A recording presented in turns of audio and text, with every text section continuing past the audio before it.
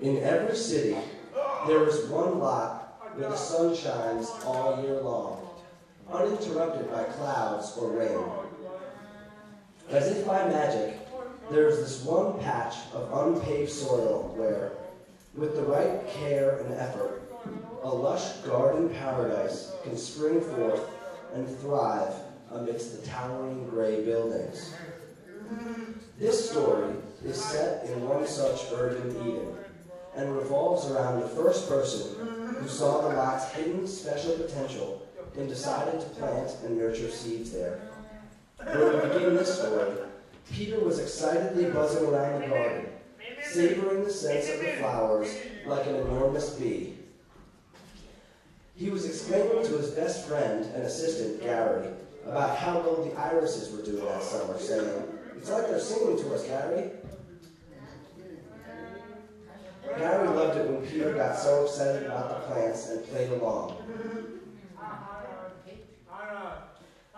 Peter began offering advice to his dutiful band of gardeners, who listened eagerly.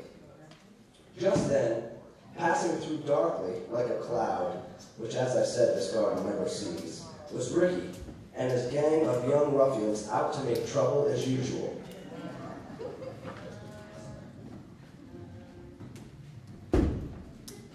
"Better get that cleaned up, old man," Ricky snarled to a chorus of laughter from his troops.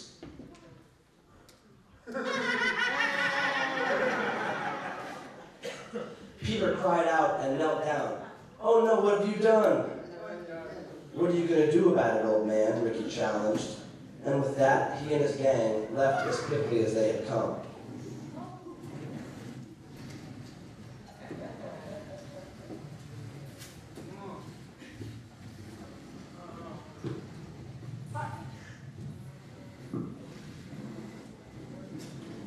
The gardeners were upset by the attack, but almost in answer to their sadness, there appeared a vision from within the leaves.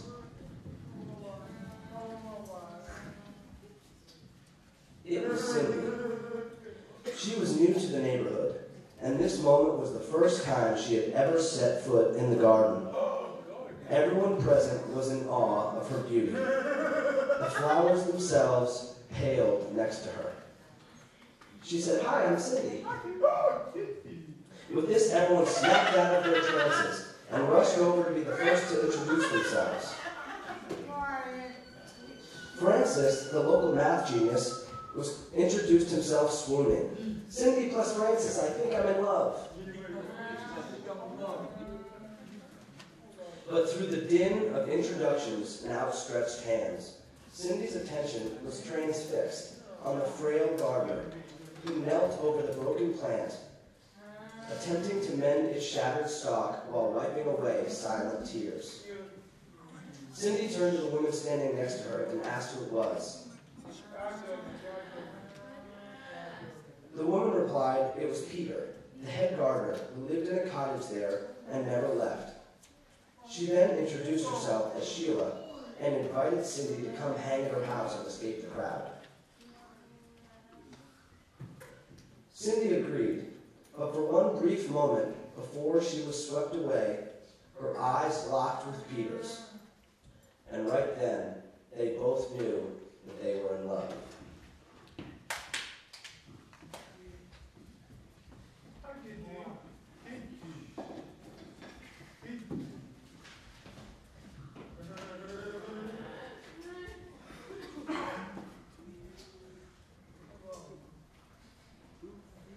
The absence of clouds wasn't the only magical thing about the garden.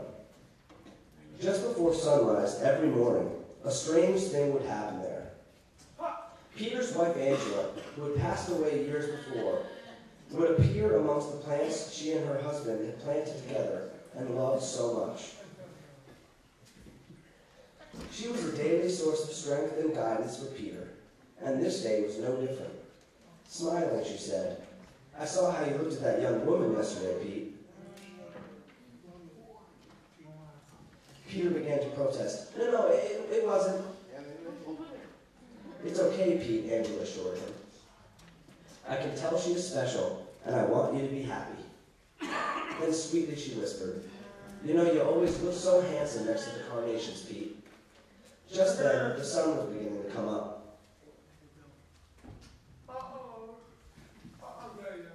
Just after sunrise, Cindy arrived at the garden. It was just her and Peter.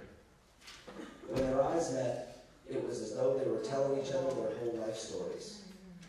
Cindy broke the silence first, asking, "What kind of plant is that?" Peter replied, "It's basil, smell it." Thus began their daily pattern. They would meet early before the others arrived, and Peter would teach the eager little Cindy all about the different plants in the garden. Peter admired her curiosity and spunk, while Cindy loved the care and patience Peter took with each plant, as well as his garden wisdom. The two were like peas in a pod. Sorry, I couldn't help myself with that one. However, they were not the only ones nurturing strong feelings. Often Francis, who thought he and Cindy would add up to a perfect equation, would interrupt to tell Cindy he loved her and to ask her out on a date. Cindy, I love you. Can I on a date? Cindy was always sweet and gracious in her refusal, saying, "Sorry, Francis, I just don't like you that way." "Does not compute." Does not compute. Other suitors were less harmless. Unfortunately, Cindy had also caught the eye of a certain neighborhood thug.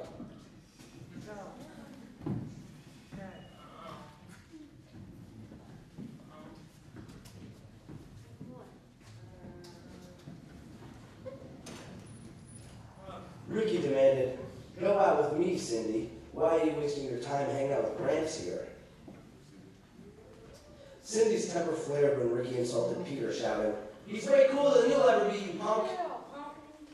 Insulted, Ricky and his gang stormed off furiously.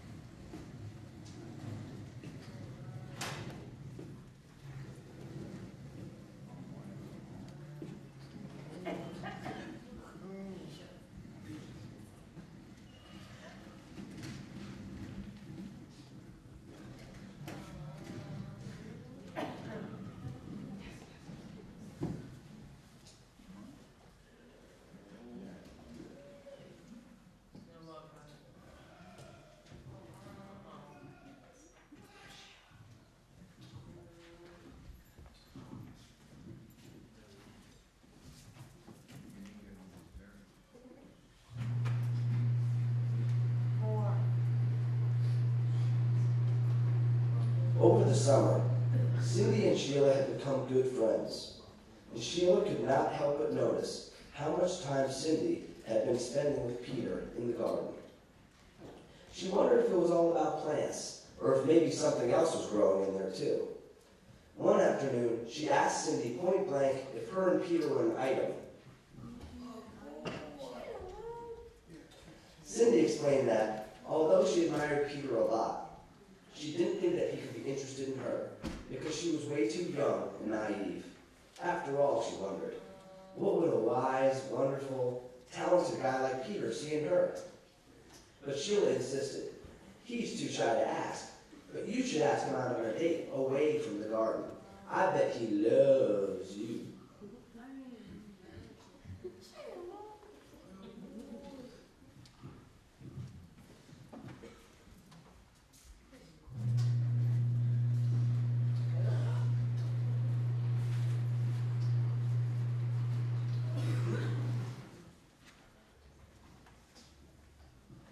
Meanwhile, best pals Peter and Gary were having a similar conversation. Peter replied, "She's sweet, but we're just friends."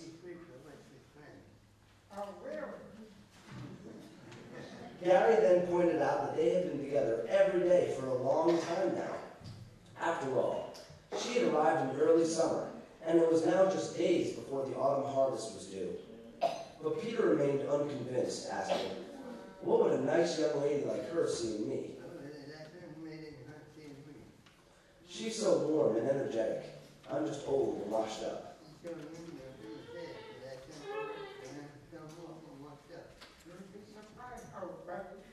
And as if awaiting her cue, Cindy marched right up to Peter and asked him out on a date.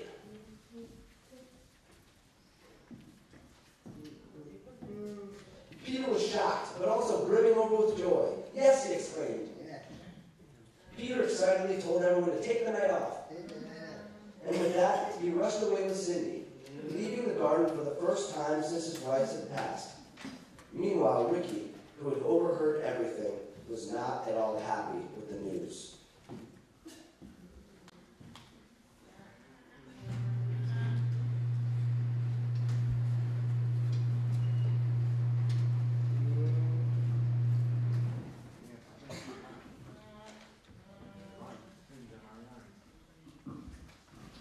The two new lovebirds were in a quiet restaurant, chatting away about plans and plants. They were both so overjoyed to finally have found out that their feelings for each other were mutual. In fact, they had other things in common too.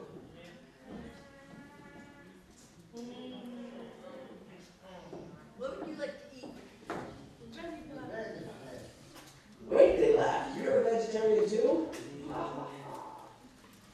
They were both brimming over with veggie-loving happiness, and it seemed that nothing could turn the mood rotten. However, this blissful euphoria was not allowed to last.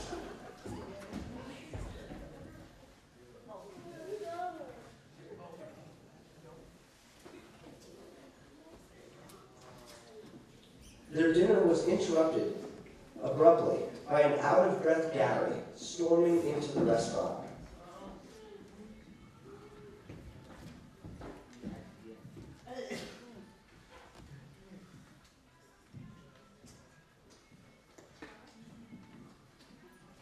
Come quick, it's the garden.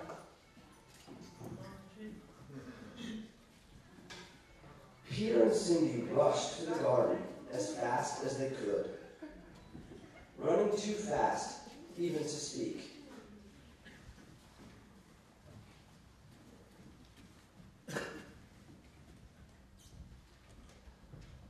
When they got there, what they saw was unspeakable.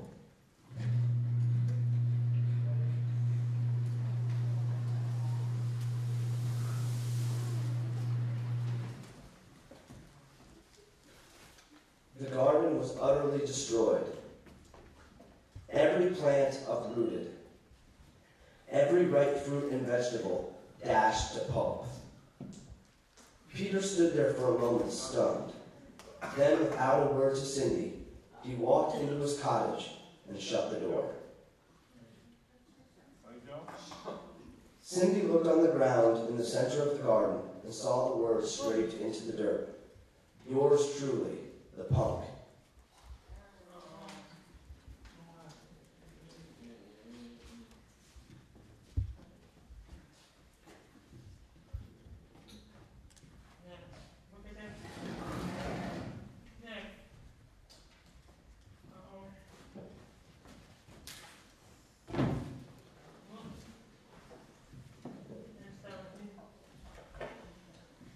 Many days and weeks had passed since the garden massacre. Winter had swept over the city, and this year, even the garden was shrouded under its shadow. With no plants to tend, the gardeners had stopped coming around. Even Cindy stayed away, because she blamed herself for drawing Peter out of the garden and for the tragic events that had ensued. Day after gray day, Peter sat amongst the broken plants, the way a shepherd might sit amongst his wolf-ravaged flock, weeping for each one individually, feeling the weight of each extinguished life. He would often lament, "I should have never left the garden." But one day, his lamentation was answered. It wasn't your fault, Pete. It wasn't your fault, Pete. Peter looked up and shouted, "If I hadn't been selfish and left the garden, this never would have happened."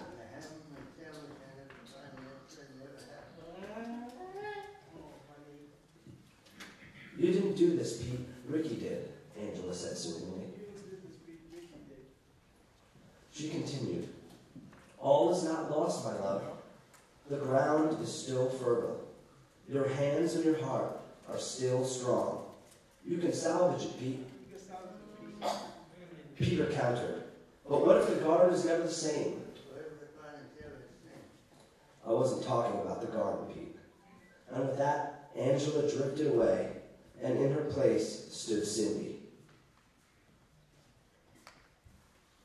"I brought a pot and some seeds," she said. "If we start them inside the cottage, they'll be strong enough to plant by spring.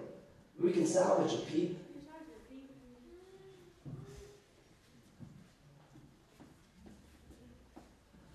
"Yeah, we can," he said. "And it's going to grow into something beautiful and new." The end.